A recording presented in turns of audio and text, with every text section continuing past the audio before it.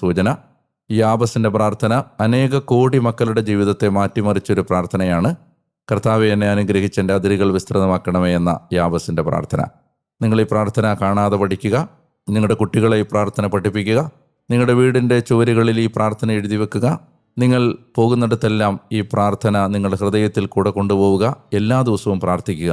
ജീവിതത്തിൻ്റെ വളരെ വ്യത്യസ്തമായ ഒരു ഭാവം ഈ പ്രാർത്ഥന ചൊല്ലിത്തുടങ്ങുന്നത് മുതൽ നിങ്ങളുടെ ജീവിതത്തിൽ ആരംഭിക്കുമെന്ന് ഞാൻ നിങ്ങളോട് സാക്ഷ്യപ്പെടുത്തുന്നു. നല്ല ഒരു ദിവസം നിങ്ങൾക്കുണ്ടാവട്ടെ എന്ന് ഞാൻ പ്രാർത്ഥിക്കുന്നു. എനിക്ക് വേണ്ടി നിങ്ങൾ പ്രാർത്ഥിക്കണം. നമ്മുടെ ഈ വചന വായനാ പദ്ധതിയെ നിങ്ങൾ നിങ്ങളുടെ സ്നേഹിതരോട്, സുഹൃത്തുക്കളോട് പരിചയപ്പെടുത്താൻ മറക്കരുത്. കേട്ടുകൊണ്ടിരിക്കുന്ന പ്ലാറ്റ്ഫോം സബ്സ്ക്രൈബ് ചെയ്യാനും.